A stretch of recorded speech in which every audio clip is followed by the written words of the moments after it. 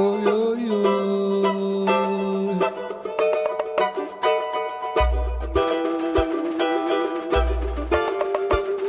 Oh yo yo.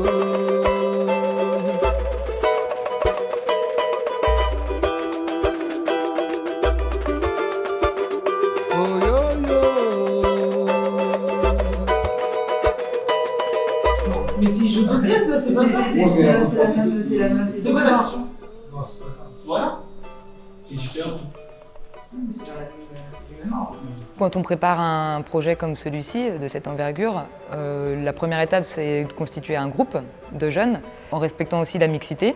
Il y avait un travail en amont avec les jeunes, déjà pour la constitution du groupe. Ensuite, au fil des actions, le groupe s'est restreint tout seul. Des jeunes adhéraient plus au projet, d'autres plus. Les personnes qui adhéraient plus au projet sont restées, ils ont mené des actions.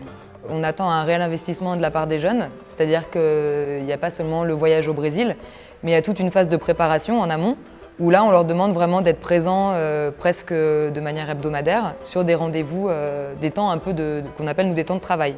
Toutes ces dates servent à préparer le séjour pour qu'arrivés sur place, les jeunes ne sont pas perturbés par le chantier, les objectifs qu'on avait sur ce projet. Ça nécessite une préparation assez longue, environ 1 an de préparation où les jeunes doivent mener un certain nombre d'actions et traiter un certain nombre de thématiques.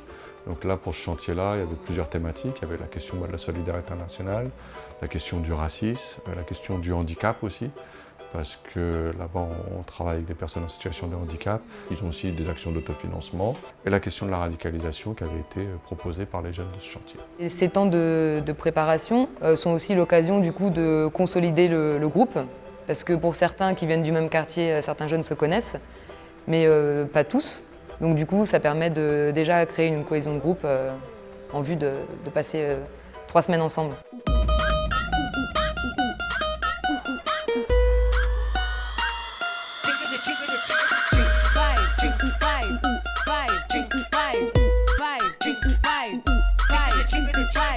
Já vou logo avisando que eu não tenho namorado. Din, din, din, pode dar em cima de mim. Din, din, din, pode dar em cima de mim. Tá com ciúme, tá com ciúme. Pega na mão e assume. Tá com ciúme, tá com ciúme. Pega na mão. O teu tempo tá passando e tu não toma uma atitude. Vou ter que ativar o meu modo lude. Feito tapa na cara, essa é rápida espera. Quand on est arrivé dans le quartier de Chico, on a été reçu par sa famille et les voisins, les habitants du quartier. C'était un accueil très chaleureux. Voilà, après le lendemain, on s'est reposé avec le long voyage qu'on a eu. On est sorti l'après-midi faire atelier photo.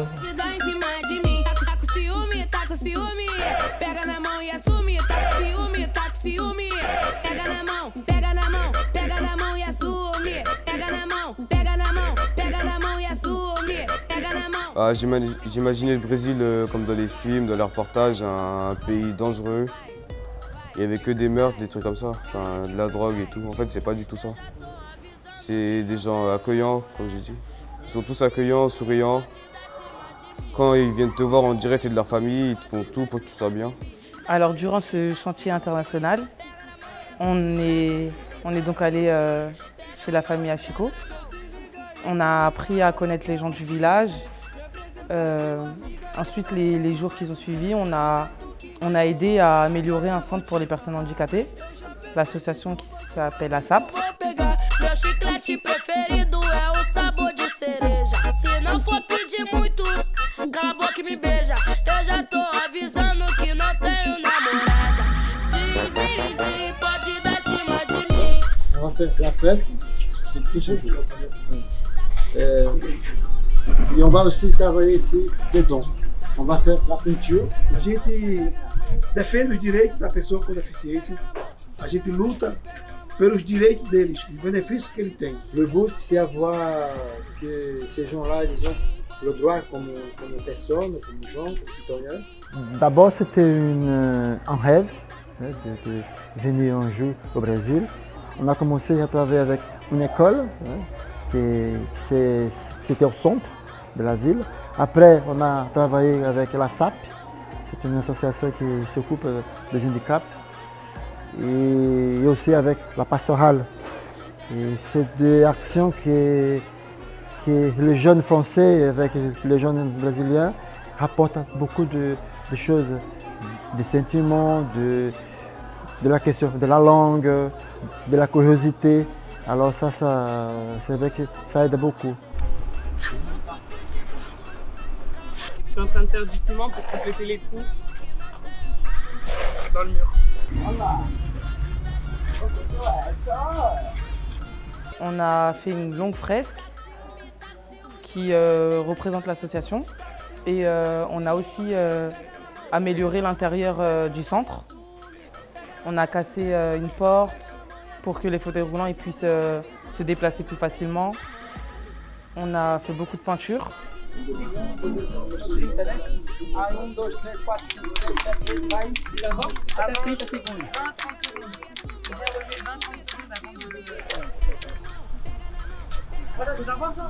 O projeto é o desenho.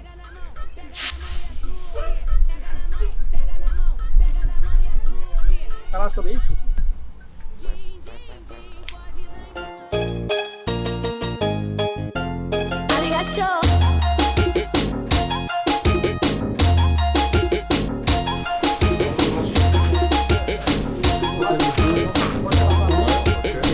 E tout ça, Já criei movimento, treme pra vocês. Se liga dessa vez. Que o novo hit chiclete é o passinho do japonês, é o passinho do japonês. Uai! Arigato, arigato, arigato, gilito, arigato, arigato. On donne des instructions, on fait des finitions.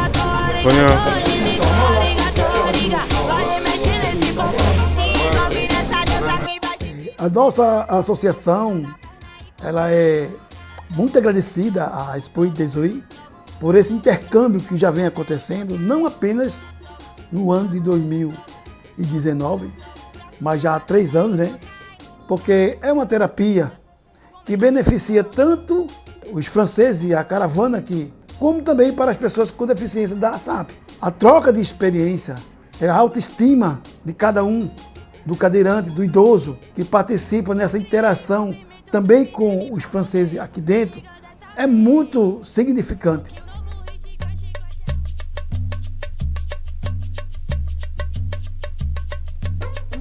E vocês vai estar trabalhando, auxiliando uma pessoa com deficiência.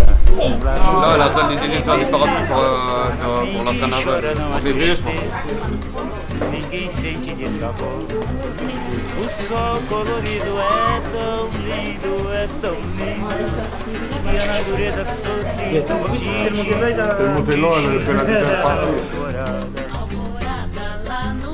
Olha a cabeça, ninguém chora, não há tristeza. Ninguém sente de sabor.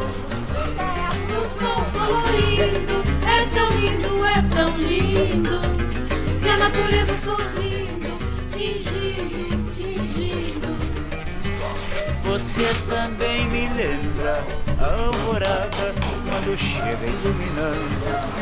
Meus caminhos estão sem vida. O que me resta é bem pouco, quase nada de que ir assim. Uma estrada perdida, alvorada. Alvorada lá no morro, que beleza. Le moment fort, c'est la première rencontre avec les handicapés. Voir qu'ils ont le sourire, toujours le sourire, ça fait chaud au cœur. On ne se rend pas compte de la chance qu'on a. Ils ne peuvent pas faire des trucs que nous on peut faire. Et ils ont toujours le sourire malgré ça. Un moment marquant aussi, c'était quand je devais dire au revoir. C'était marquant.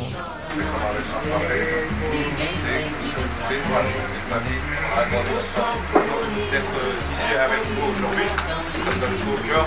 Des moments comme ça, je voudrais en partager plus dans ma vie. Você também me lembra a alvorada quando chega iluminando.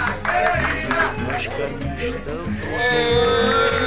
O que me resta é bem pouco, quase nada de que ir assim. Bacana.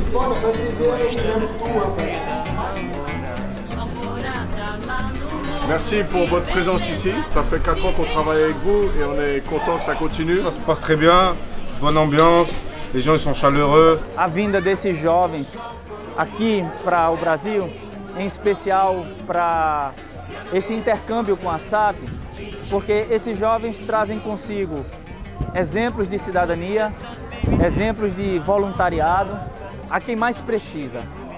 Isso cria não somente exemplos de cidadania, mas de igualdade entre pessoas de culturas tão diferentes e tão distantes.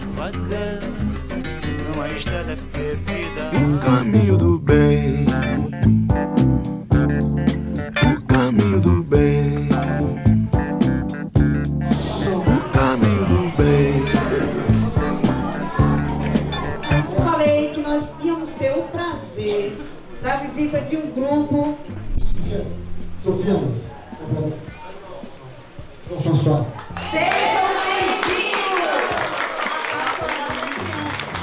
On a également organisé une collecte de vêtements, c'est-à-dire qu'on a essayé de mobiliser les habitants du quartier pour qu'ils nous fournissent les vêtements de leurs enfants qu'ils n'utilisent plus, donc âgés de 1 à 6 ans, dans la perspective de les distribuer sur place à la pastorale. Une fois par mois, ils font ça, le contrôle, pour savoir si les enfants s'ils sont bien. Okay? Et pour eux, c'est difficile parce que parfois il y a des enfants qui sont... É só caminho. O caminho do bem é para todos. O caminho do bem é racional. A Pastoral da Criança trabalha em combate à desnutrição e atualmente nós estamos combatendo a obesidade infantil. Trabalhamos com cidadania, tanto para a família. No nosso município nós tivemos a oportunidade e o prazer de conhecer a Expo I18 de Paris, há 4 anos atrás, onde nós tivemos assim um vínculo com eles. Vieram conhecer o trabalho da pastoral, têm nos apoiado desde então e o grupo que vem a cada ano tem enriquecido o nosso trabalho. O pessoal da Expo I18 tem feito assim um trabalho maravilhoso conosco, né? E nós queremos que isso perdure. Beijão. Tchau.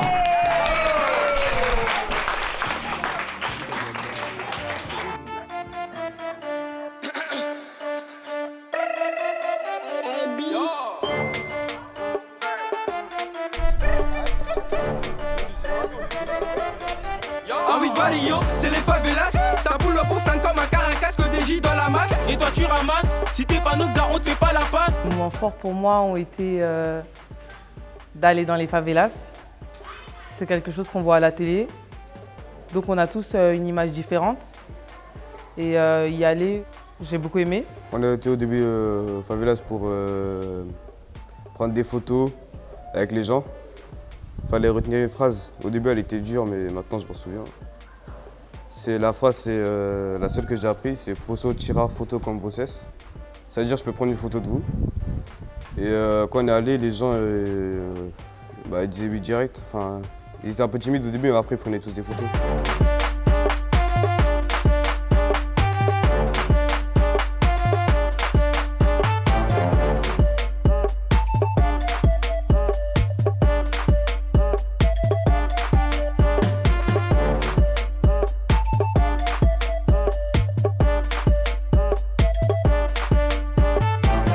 Les favelas, c'était, je dirais, une sortie privilégiée.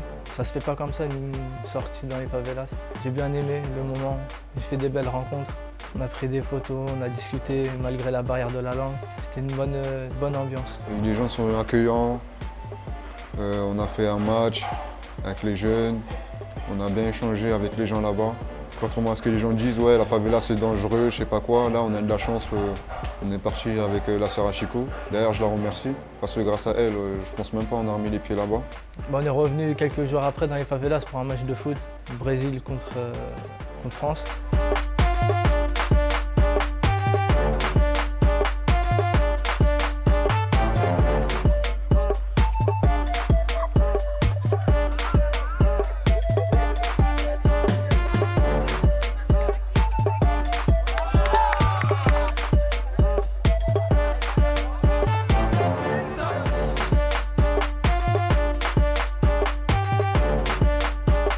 pensais que ça allait être vraiment beaucoup plus dangereux.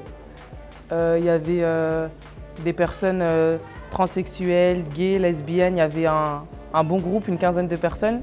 Et ils n'étaient pas rejetés par les garçons des favelas, qui sont plus foot, tout ça. Et non, c'est que j'imaginais pas du tout les favelas comme ça, sauf l'endroit. C'était vraiment une super journée qui s'est terminée par une distribution en fait d'un goûter pour les plus petits et de jouets. Et la dernière fois qu'on est allé, on est passé pour leur dire au revoir, leur donner leurs photos qu'on a pris d'eux. Donc les jeunes ont pris des photos et l'idée étant après de revenir et de distribuer les photos aux habitants parce qu'effectivement ils ont pas ou peu de photos d'eux, photos de famille. Donc là c'est quelque chose qu'ils ont beaucoup apprécié. On ne fasse pas comme tout le monde, on vient, on va vous donner des photos et en fait qu'on aille jusqu'au bout de cette action.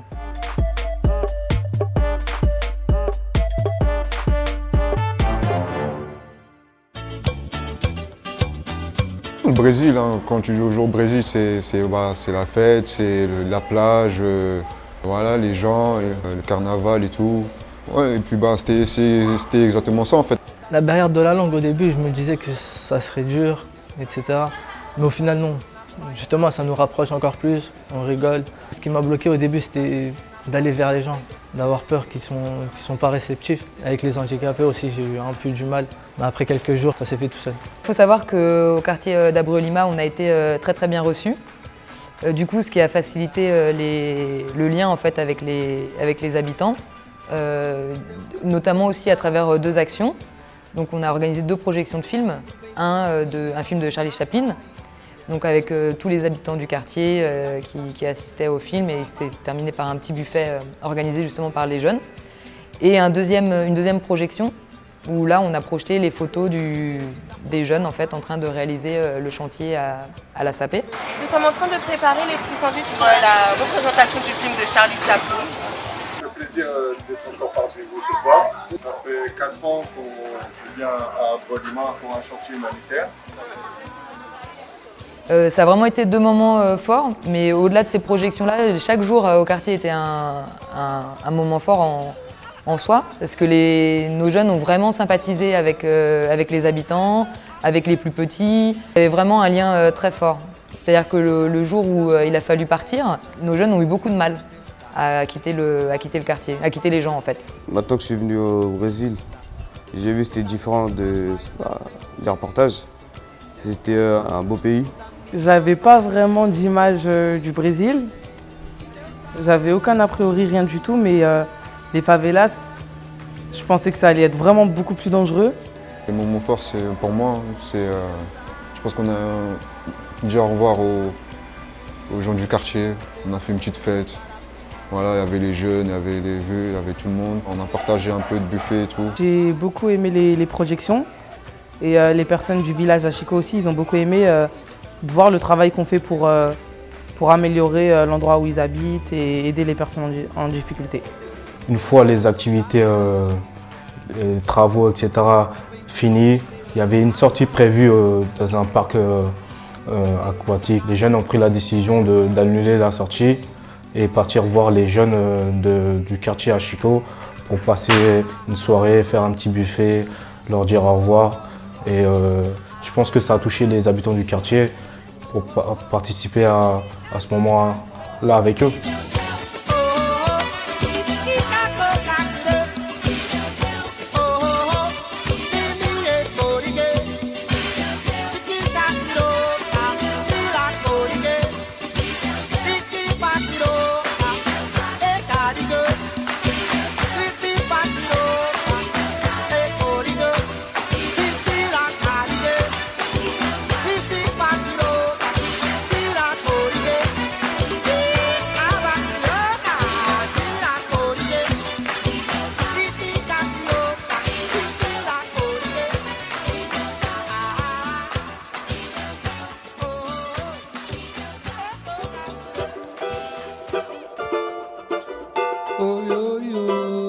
Ce chantier au-delà d'aborder des thématiques intéressantes comme le racisme ou le handicap, ça reste un outil d'insertion pour nous et d'insertion professionnelle. Donc pendant 1 an de préparation, ils sont en lien avec les référents insertion de chaque structure, qui font un travail au quotidien avec ces jeunes et qui profitent du déclic et de l'énergie positive que provoque un chantier, parce que ça provoque des chamboulements dans la vie d'un jeune, de découvrir une autre manière de vivre, de découvrir des gens qui ont moins de chance, en tout cas professionnelle, de réussir dans ces pays. Voilà, d'être confrontés aussi au monde du travail, vu qu'ils sont obligés de se lever le matin pour aller faire des travaux. Et au retour, les éducateurs les suivent et profitent de cette dynamique positive pour enclencher une insertion. C'est une dynamique positive qu'on voit derrière. C'est des outils pour l'insertion professionnelle, parce qu'un jeune qui a confiance en lui, qui a confiance en ses capacités, qui se sent valorisé dans sa vie de tous les jours, c'est un jeune beaucoup plus apte à trouver un boulot ou à mieux s'orienter. Au final, je pense que le séjour s'est bien passé. Dans la globalité, les jeunes s'en ont bien sortis. Il y a vraiment des jeunes qui ont pris conscience de la chance qu'ils avaient de vivre en France, de la chance qu'ils avaient de partager ce moment avec les Brésiliens. Dans le temps de parole qu'on a eu avec les jeunes chaque soir, il y a des jeunes qui se sont exprimés et il en est ressorti qu'ils pensaient venir au Brésil apporter une plus-value aux Brésiliens, alors que c'est le contraire, c'est les Brésiliens qui leur ont apporté une plus-value dans leur vie future.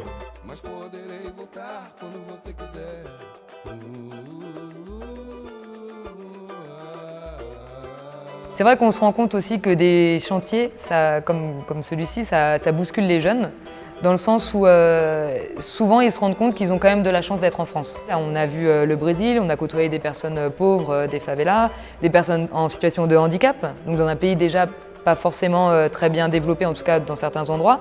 Et c'est vrai que souvent la phrase qui revenait dans la bouche des jeunes, c'est nous on a de la chance en France. On se plaint mais on a de la chance. Donc ça c'est un point important.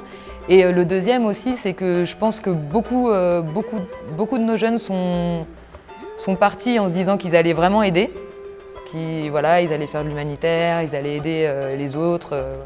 Et en fait, ils se sont rendus compte sur place que, certes, ils ont donné, mais ils ont aussi beaucoup reçu, notamment des gens du quartier, de personnes très humbles, simples, qui n'avaient pas beaucoup, mais qui nous ont vraiment toujours beaucoup donné. Et ça, je pense que c'est vraiment resté dans la tête de chacun d'entre eux. Ouais, c'est mon premier chantier de solidarité et je conseille fortement les jeunes à y participer une fois dans leur vie.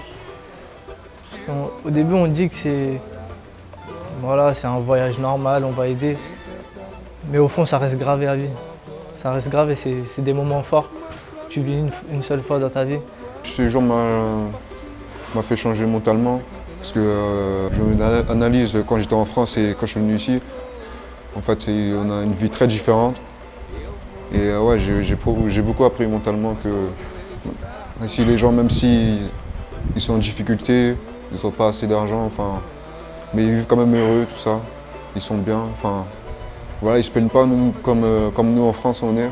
Je pense que c'est ça qui m'a fait changer de vision directe, que voilà, ça reste un beau pays, le Brésil. Franchement, il faut aller, ça fait découvrir d'autres pays. Ça fait bouger du quartier aussi, parce que tout le temps rester au quartier, c'est pas ça. Tu apprends de nouvelles choses, tu essaies d'apprendre la langue aussi. Le séjour m'a changé. Parce qu'avant, je portais pas trop vers les gens, j'étais un peu renfermé. Là, je suis plus social, on va dire. Je pars vers les gens, je parle avec eux, on rigole, on prend des photos, tout ça. Ça, c'est grâce au chantier humanitaire, je pense. Ce projet, c'est mon premier chantier. J'ai toujours voulu en faire. C'est ma première occasion et je ne regrette pas du tout. Et je conseillerais à tout le monde de vivre un moment comme on l'a vécu ici au Brésil. Parce que c'est des moments forts, on aide les gens, on ne se force pas, on le fait avec plaisir. Et c'est fort, c'est une bonne expérience et je conseillerais vraiment à tout le monde de vivre ça un moment. C'était court, mais c'était très bien, très intense et j'aimerais beaucoup en refaire.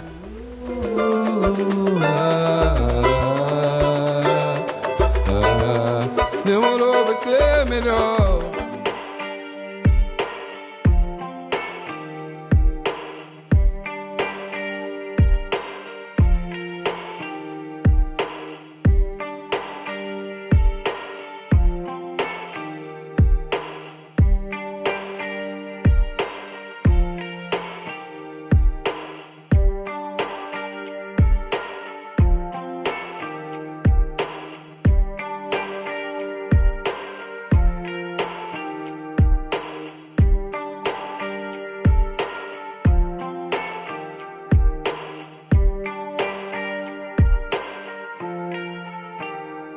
On pense à toi, on pleure parfois, on se demande pourquoi, mais ainsi va la vie. Au moins cette fois, ta douleur n'est plus là, tu reposes en paix, on croit au paradis.